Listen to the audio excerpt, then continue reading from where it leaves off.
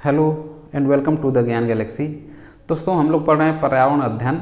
और पर्यावरण अध्ययन क्या, ये दूसरा वीडियो है।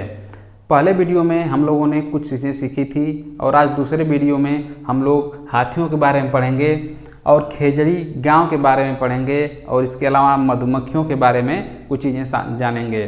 तो सबसे पहले हम लोग पढ़ते हैं हाथियों के बारे में। और हाथियों का जो भोजन होता है उसके बारे में हम लोग सबसे पहले चर्चा करते हैं। तो ये एक बड़ा हाथी जो होता है वो लगभग में एक दिन में 100 केजी भोजन खा जाता है। भोजन के रूप में वो पत्तियों को खाता है, मोटी और पतली टहनियों को खाता है, यानी कुल मिला करके वो 100 केजी तक भोजन एक दिन में खा जाता है, चाहे वो पत्ती हो, झाड़ी हो या फिर कुछ टहनियाँ हो। भले ही वो एक दिन में लगभग में 100 केजी खाना खा जाता हो, लेकिन जो आराम करने का जो उसका समय है वो सिर्फ 2 से 4 घंटे का आराम का समय होता है। बाकी दिन वो भोजन करने में, सैर करने में और पानी और कीचड़ में खेलने में अपना समय व्यतीत करता है। हाथियों को पानी में और कीचड़ में खेलना बहुत ही अच्छा लगता है, बहुत ही पसंद आता है, क्योंकि पानी और कीचड़ में खेलने से उन लोगों को ठंडक महसूस होती है और गर्मी से बचने के लिए वो पानी और कीचड़ में खेलते हैं। पानी और कीचड़ में खेलने के अलावा वो गर्मी से बचने के लिए अपने कान को पंखे के रूप में उपयोग करता है, यानी उसके कान काफ़ी चौड़े होते हैं और उस कान के सहारे हवा लेकर के अपने शरीर को, अपने आप को ठंडक पहुंचाता है। तो ये 2-3 पॉइंट हैं जो कि बहुत ही इम्पॉर्टेंट है। उसका भोजन 100 केजी तक 2 से 4 घंटा आराम करना, पानी में खेलना ताकि शरीर को ठंडक हो, और कान के द्वारा भी या कान को पंखे की तरह उपयोग करना शरीर को गर्मी से बचाने के लिए, ये बहुत ही इम्पॉर्टेंट है। इसके अलावा हम हाथियों के झुंड के बारे में जानते हैं। हाथी जो होते हैं वो झुंड में रहते हैं। तो हाथियों के झुंड में सिर्फ हथनियाँ और बच्चे ही होते हैं। जो नर हाथी होता है वो झुंड से बाहर रहता है, वो अकेले रहता है। लेकिन जो झुंड होता है उस झुंड में सिर्फ हथनियाँ होती हैं और बच्चे होते हैं। नर बच्चे जो अगर 14 से 15 साल से ज़्यादा के हो जाते हैं, वे झुंड को छोड़ करके बाहर चले जाते हैं और अकेले रहना पसंद करते हैं। इस तरह कोई भी झुंड हो हाथियों का तो उसमें सिर्फ हथनी ही रहेंगी या फिर उसके बच्चे रहेंगे। 14-15 साल से ऊपर के जो नर होते हैं वे उस झुंड में नहीं रहते हैं। एक झुंड में लगभग में 10 से 12 हाथियां रहती हैं और मिलजुल के अपना सारा कार्य करती हैं। किसी झुंड की जो सबसे बुजुर्ग हथनी होती है वही उस झुंड की नेता होती है और सारे कार्य जो है, सभी फैसले जो होते हैं उसी हथनी के द्वारा लिए जाते हैं और बाकी जो हथनी और बच्चे होते हैं उसके आदेशों का पालन करते हैं। और कोई भी कार्य हो, चाहे वो भोजन इकट्ठा करने का कार्य हो या फिर नहाने का हो, खेलने का हो, सैर करने का हो, ये सारे कार्य जो होते हैं वो उसी बुजुर्ग जो हाथी होती है या उस झुंड की जो नेता होती है उसी के द्वारा, उसी के आदेश पे सारे कार्य किए जाते हैं। इसके अलावा अगर कभी भी उन हाथियों के झुंड पे अगर कोई संकट आ जाता है तो सभी हाथी मिलजुल करके उस संकट का सामना करते हैं, यानी कि संकट के समय सभी हाथी एक दूसरे की सहायता करते हैं। अगर कोई हाथी कहीं फंस गई हो तो बाकी जो हाथी होते हैं उसके निकालने का प्रयास करते हैं। चाहे मान लो कोई जानवर जो जंगली जानवर हैं जैसे शेर वगैरह अगर किसी हाथी पे आक्रमण कर रहे हों तो सभी हाथी मिल करके उसका जवाब देते हैं। तो जो सारे कार्य होते हैं, चाहे वो संकट वाले हो कार्य, चाहे फिर बाकी अन्य कोई भी कार्य हो, तो उसमें सभी हाथी जो है मिलजुल करके एक साथ कोई भी कार्य करते हैं।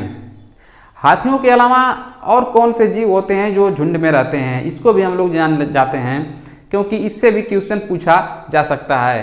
तो हाथियों के अलावा भेड़िया और शेर वगैरह भी झुंड में रहते हैं। इसके अलावा जो छोटे मोटे कीड़े मकोड़े होते हैं जैसे दीमक हो, चींटी हो, मधुमक्खी हो, ततैया हो, ये सारे जीव भी झुंड में या समूह में रहते हैं, जो कॉलोनी हम लोग कहते हैं। तो ये सब भी समूह में या झुंड में रहते हैं। कुछ मछलियाँ भी होती हैं जो एक साथ झुंड में रहती हैं। लेकिन अगर जानवर कोई पूछा जाए हाथियों के जैसे कोई जानवर हो जो झुंड में रहता हो तो उसमें भेड़, भेड़िया और शेर वगैरह का नाम लिया जा सकता है।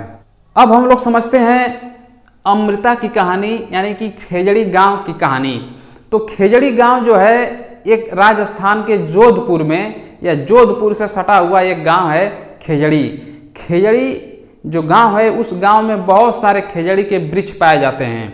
खेजड़ी नाम का एक वृक्ष होता है, एक पेड़ होता है जो कि राजस्थान का राजकीय वृक्ष है।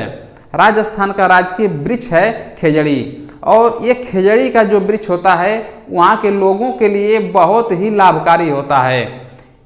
खेजड़ी वृक्ष लेगुमिनेसी कुल का पौधा होता है और ये जहाँ पे उगता है उस जमीन को उपजाऊ बनाता है। इसके अलावा खेजड़ी जो गांव है, खेजड़ी गांव में कुछ लोग रहते हैं और उन लोगों को हम लोग बिश्नोई समाज के लोग कहते हैं। यानी कि बिश्नोई वहाँ का एक निवासी होता है, वो जो समाज होता है उसको हम लोग बिश्नोई कहते हैं। बिश्नोई जो होते हैं काफ़ी प्रकृति प्रेमी होते हैं या पेड़ों से उनका काफ़ी लगाव होता है, पेड़ों से और जीव जंतुओं से लगाव होता है। बिश्नोई समाज के लोग कहते हैं कि पेड़ है तो हम हैं, पेड़ और जंतु के बिना हम लोग नहीं रह सकते हैं, लेकिन हम लोगों के बिना पेड़ और जंतु रह सकते हैं। वहाँ की खेजड़ी गांव की एक कहानी है और कहानी ये है कि वहाँ का एक राजा था और वो राजा जो है एक बार अपने सिपाहियों को आदेश किया था खेजड़ी वृक्षों को काटने के लिए। तो सभी सिपाही जो है उसके आए थे उस गांव में और पेड़ों को काटने के लिए वो लोग कुल्हाड़ी वगैरह लेके आए थे। जब वहाँ के लोगों ने देखा कि ये लोग पेड़ों को काटेंगे तो उन लोगों ने उसका विरोध किया, लेकिन राजा के सिपाही नहीं माने और वो पेड़ों को काटने लगे। ये कहानी लगभग 300 साल पहले की है। जब वो राजा के सिपाही पेड़ों को काटने लगे तो वहाँ के जो लोग थे वो सभी जाकर के पेड़ों से चिपक गए। पेड़ों के चिपकने के बाद भी जो राजा के सिपाही थे नहीं माने और सभी लोगों को जो पेड़ से चिपके हुए थे उन सारे लोगों को वो लोग काट दिए। तो इसमें लगभग में 363 बिश्नोइयों की जान गई थी और बिश्नोई लोग लगभग में 363 लोग जो थे पेड़ों के लिए अपने आप को बलिदान कर दिए थे। तो ये जो कहानी है बिश्नोई समाज की खेजड़ी गांव की है। इसमें जो है 363 बिश्नोई जो है पेड़ों के लिए अपने को बलिदान कर देते हैं। आज भी बिश्नोई समाज के लोग मानते हैं और एक कहावत वहाँ पे लोग कहते हैं कि सिर साठे रुख रहे तो भी सस्ती जाड़। यानी कि अगर सिर कटने के बाद भी अगर पेड़ का बचाव किया जा सकता है तो भी ये घाटे का सौदा नहीं है, ये सस्ता है, उन लोगों का अभी भी मानना है। तो बिश्नोइयों का ये पेड़ के प्रति प्रेम बहुत ही महत्वपूर्ण टॉपिक है और इस टॉपिक से क्वेश्चन सीटेट में बनना ही बनना है। तो इसको आप लोग अच्छे तरीके से पढ़ के और समझ लीजिएगा। इसके बाद जो अगला हम लोगों का चैप्टर है वो है मधुमक्खियों के बारे में, अनीता की मधुमक्खियाँ। इस पाठ में चर्चा की गई है आरटीई अधिनियम 2009 के बारे में। तो जो आरटीई अधिनियम 2009 है जिसे राइट टू एजुकेशन कानून कहा जाता है, तो राइट टू एजुकेशन कानून में ये है कि कोई भी 6 से 14 वर्ष तक का कोई बच्चा हो तो उसको मुफ्त शिक्षा दी जाए। यानी कि कक्षा 1 से लेकर के 8 तक की जो पढ़ाई होती है उसमें किसी तरह का कोई खर्च नहीं लगना चाहिए और ये पढ़ाई कक्षा 1 से 8 तक की जो पढ़ाई होती है वो मुफ्त देनी चाहिए। तो ये आरटीई अधिनियम 2009 के द्वारा हम लोगों के संविधान में शामिल है और इसका फॉलो किया जाता है। इसीलिए कक्षा 1 से 8 तक की पढ़ाई में कहीं भी फीस देना नहीं पड़ता है और ये बिल्कुल मुफ्त होता है। हम लोग अपने गांव के जो प्राइमरी स्कूल है उस स्कूल में जा कर के पता कर सकते हैं कि वहाँ पे कक्षा 1 से 8 तक के बच्चों को किसी प्रकार की कोई शुल्क नहीं देना पड़ता है और बिल्कुल फ्री में वहाँ पे पढ़ाई होती है। अब हम लोग समझते हैं मधुमक्खियों के बारे में। मधुमक्खियों से भी क्वेश्चन परीक्षाओं में पूछते हैं और सीटेट के परीक्षा में कई बार इस चैप्टर से क्वेश्चन पूछा गया है। तो सबसे पहले हम लोग जानते हैं कि मधुमक्खी पालन का जो समय होता है वो कब से कब तक होता है।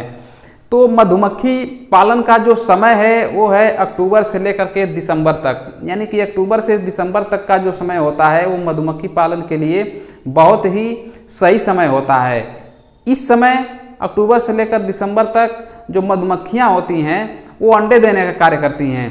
इसीलिए इस समय में अगर मधुमक्खी पालन किया जाए तो मधुमक्खियाँ बहुत तेज़ी से वृद्धि विकास करेंगी और उनकी संख्या बढ़ेगी और जो उत्पादन होगा बहुत अच्छा उत्पादन होगा। तो मधुमक्खी पालन का जो समय है वो है अक्टूबर से दिसंबर तक। इसके बाद मधुमक्खियों के छत्ते के बारे में हम लोग जानते हैं। तो जो मधुमक्खियों का जो छत्ता होता है उसमें 3 तरह की मक्खियाँ पाई जाती हैं। एक है रानी मधुमक्खी, दूसरी है श्रमिक मधुमक्खी और तीसरा जो है वो नर मधुमक्खी है। तो रानी मधुमक्खी का काम है अंडे देना और जो श्रमिक मधुमक्खी का काम है वो है छत्ता बनाना, रस चूस के लाना और शहद तैयार करना। इसके अलावा जो बच्चे होते हैं मधुमक्खियों के उनके पालन करने का भी कार्य इनको करना पड़ता है। इसके अलावा जो नर होते हैं, नर मधुमक्खी जो होते हैं उनका कोई विशेष कार्य जो है नहीं होता है। तो 3 तरह की मधुमक्खियाँ होती हैं किसी भी मधुमक्खी के छत्ते में। इसके बाद हम लोग समझते हैं कि अगर किसी नए जगह पे अगर शहद के रस का अगर कहीं खोज कर लिया जाए, चाहे कहीं पे ऐसा कोई फूल मिल जाए जिसको कि चूस के मधुमक्खियों के द्वारा लाया जा सके और उसको शहद में परिवर्तित किया जा सके, जब इसकी सूचना किसी एक मधुमक्खी को होती है तो सारे मधुमक्खियों को इसकी सूचना देने